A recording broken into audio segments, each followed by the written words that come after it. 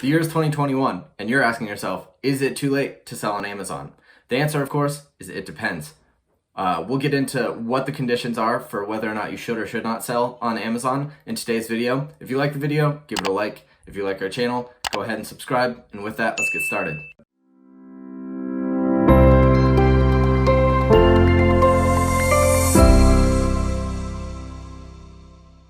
So, the million-dollar question, quite literally, should you sell on Amazon? Should you start selling on Amazon in the year 2021? Once again, the answer is it completely depends, and I'll show you why. So let's take a hypothetical example. You're an individual who is curious about making passive income or not. So first myth dispelled, if you're looking at Amazon as a passive income source, potentially look to other places. Truly, can you really achieve what one would describe as passive income? You can. It's very hard, and especially 2021 on Amazon, it is quite hard to achieve what one would describe as passive income. If you get lazy about your advertising, if you stop innovating, if you stop changing your photos, if you stop paying attention to what's going on Amazon, as a greater sales platform, you're going to start losing your rank. There are a lot of people who want these sales. Like if you're watching this video, there are other people who are watching similar videos. There are other people that are ending at this conclusion of, I want to make money online. How do I do that? Can I do it in a way that doesn't use up quite as much of my time? Can you spend less time on Amazon than you would in, say, a full-time job? Very possible. Can you spend more time on Amazon than you would with a full-time job, just trying to manage everything that's going on? Also very possible. So Amazon as a relief from doing work for the rest of your life, it's kind of a lottery at that point. I don't know if I'd necessarily advocate for that, but as a potential to actually make money, more so than maybe what you're earning right now, definitely there's an ability to do that. So let's take a hypothetical example. You are someone who is curious about selling online. Maybe you don't have that much experience, you know a thing or two, trying to get your feet wet, maybe start a small product and then graduate from there. So here we have just a hypothetical example. I see a lot of people that are curious about pet stuff. A lot of people like their pets. That is not so uncommon of a thing to be obsessed with your pet and want to use your passion as a pet lover to launch products on Amazon. So let's say you're thinking about something that you could launch pretty quickly that is universally applicable to a lot of different breeds. So you decide, I want to make a pet hemp treat. I get those for my pet. Curious about doing that as professionally. Maybe there's something I can get there. I don't know exactly about the formulation, but I know about branding and about pet owners. Maybe I can do something here. So you look up pet hemp treat. Say that 10 times fast. Pet hemp treat. You look that up on Amazon, hoping to find, maybe there's some opportunity here. Anytime you have an idea about what you want to sell, look it up online on Amazon.com. Easiest way to start getting a feel for what's going on. I've talked to people who want to sell, who've never done this. Do it, and then you'll get a better idea. So the number one question I always ask people, and I ask myself if I'm ever curious about these things, if I'm managing someone's account and I'm seeing where we can grow, I ask myself, why do we get to win? Can we win? Why should I get to win? And what I mean by that is, let's look at what's going on with the pet hemp treat market.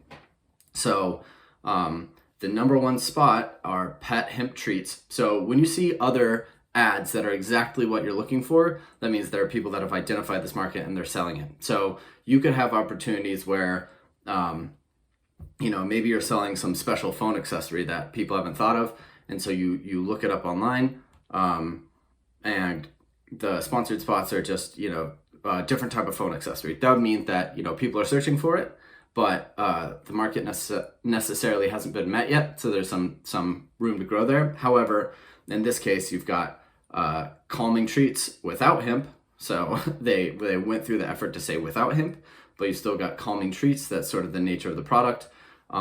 Here you have Pet Honesty, $40 with 4,500 reviews.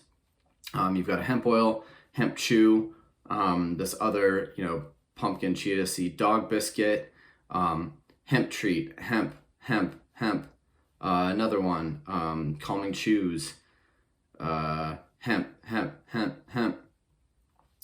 And it goes on and on. Like, would you just look at the number of different products that are all here for this particular niche? And here you have this one that's pretty far down on the list, 5,800 reviews, 2,400 reviews, 6,500 reviews, 540, 1,200, 14,000, 1,000, 3,000, 1,500, 5,000, another 5,000.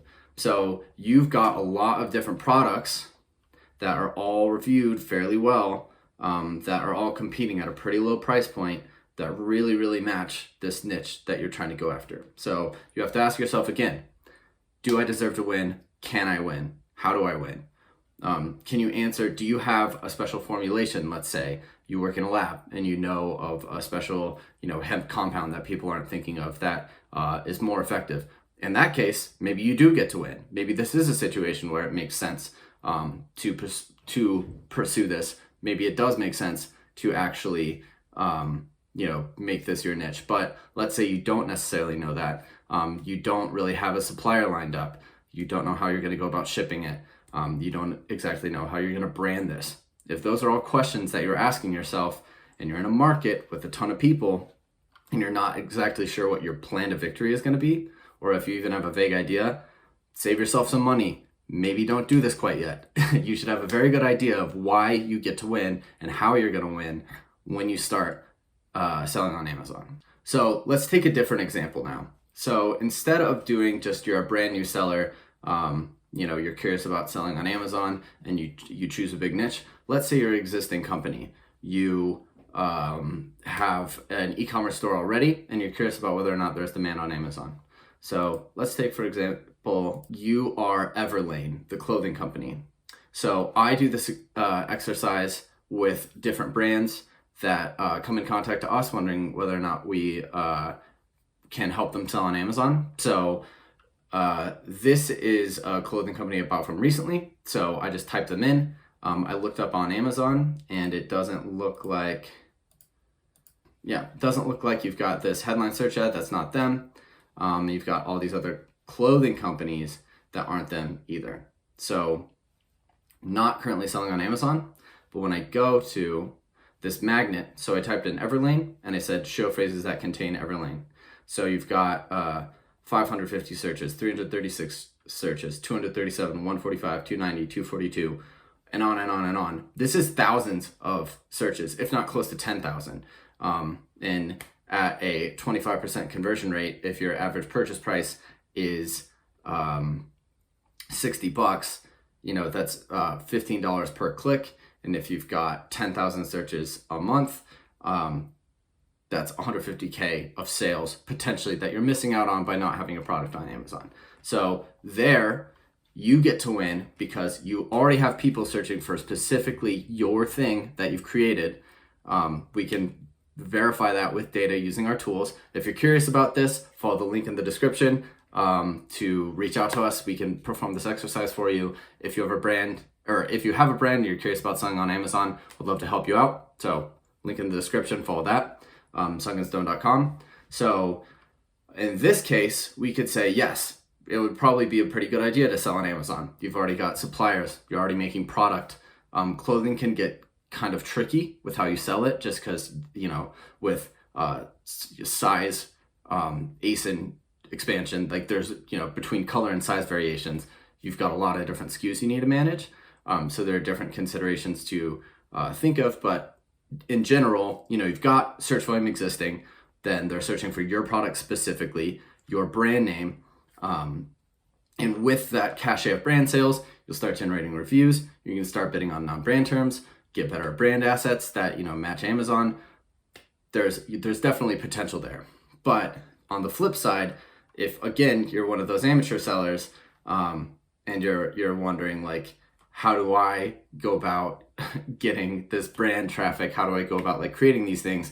Probably going to be worthwhile for you to take care of those questions. Ask yourself that first before you jump into a big market that's competitive, like for example the pet hemp treat market that we just described, or the classic one is you've watched a Amazon FBA podcast and they're talking about, kitchen items that are within a certain price. I don't know exactly what the Amazon seller sphere is talking about right now, but the big example was small kitchen items that don't have an expiration date, that are cheap to ship, that you can order a lot of. And the main example is garlic press. So once again, you've got 10,000, 16,000, 2,700, 10,000. If you didn't perform this little exercise that I talked about of determining, is there a market there, you might be tricked into thinking, sure, I can launch a garlic press on Amazon. Seems simple enough. Build a brand, do all these things they're telling me, and then I'm probably going to start seeing sales if I just run ads. But here in the ad section, you have 16,000, you've got 9,700, you've got these two other ones that are not as many reviews, but this one has 3.5 stars, and it's a $10 product, so they're definitely losing money there. When it comes down to it, like, look at all of these different garlic presses. Like, can you truly think that you're going to be the one? If you have some patented design, like here's a rocker, the fact that there's like so many different designs and ways to, approach doing this garlic press, this is the type of thing that you would not want to go into unless you're really, really confident that you could sell it. So one last example I wanted to show. So if you are the newbie seller that I was describing, so you've asked yourself, can I win on Amazon? You're starting to feel maybe a little bit disheartened that you're like, I don't have an existing brand with traffic. I don't have a ton of experience with sourcing. Maybe I worked for an e-commerce company before. I know a thing or two about graphic design. I know how to launch a website. Maybe you're expert level at one of those things. Typically, I would advocate at least feeling like you're an expert level in one of the facets of what you're doing. So if you can make really good brand assets, but you're not so sure about inventory and other things, you can get people to help you consult. But let's say in this case, you're really, really good at design. You can make pictures, photography, do those things, but you're kind of unsure about inventory. And you're wondering if there's maybe some niche, something you can get to generate sales that somebody isn't considering. So here you're curious, like, okay, what's the phone case market like? You can get the designs for phone case. There are people who will make phone cases. All I would have to do is create like a nifty design. So you're looking at phone case and you're like, okay, here we go. We've got $12. Another thing to consider that I didn't say, look at the price of the things that are being sold, and consider that between FBA fees, advertising fees, your own time, launching websites, hiring people, getting the first round of inventory, paying other people to help you with legal stuff, setting up business, there are a lot of fees associated. So if you're looking at this being like, okay, I could source something from China and it would be, let's say, $2 a piece between shipping and advertising and this, that, and everything, I would need to sell it for like $25 to actually make some profit and make this whole thing make sense. You have like a $12 phone case, a $16 one, another 12, 14, this one's 8, that one's 11, 35,000 reviews, 25,000 reviews, 70,000 reviews. So you're looking at this phone case, starting to get a little nervous, like, okay, can I really sell phone cases? But I performed this exercise ahead of time just to show you that, maybe there's a light at the end of the tunnel. So you're kind of questioning, what's this whole thing worth? Am I screwed? So you go search phone case in Magnet to see if there aren't any queries that you could use to like be the number one in whatever that category is. So OtterBox, iPhone 12 Pro Max case for men, Samsung Galaxy S, iPhone 12 Pro cases. So all things that, are not necessarily differentiated. It's just phone model plus case, or waterproof case plus the phone model. If you look up waterproof case, you'd find the same thing. The titles containing, so if you were to look up waterproof phone case, you'll see here you've got these waterproof phone case bags. So that's one way to solve the problem, is just using this like bag with the tag. There's a bunch of these. You've also got this really huge brick-shaped case, waterproof, that's there in the title, waterproof in the title, waterproof. This product is just, this bag is all over the case, all over the place. But here again, so this is slightly differentiated. You've got an actual phone case, waterproof case, 1,600 reviews, $20, 4.5 stars. You know, one could assume that it's pretty saturated because there's a lot of products that all solve this issue with a lot of reviews. But you aren't ready to give up. You go back to the drawing board. You're looking at these filtered keywords. Yeah, underwaterproof phone case. You already said that that's not the one. Clear phone case. Once again, saw a bunch of clear phone cases. So you keep scrolling and eventually you land here at this item. So aesthetic phone case. So you as a designer think to yourself, you know, maybe there's something there. Aesthetic phone case. Could I make an aesthetic phone case? So you go on Amazon and you look up aesthetic phone case. So make your own phone case. You've got custom phone case here, photo text.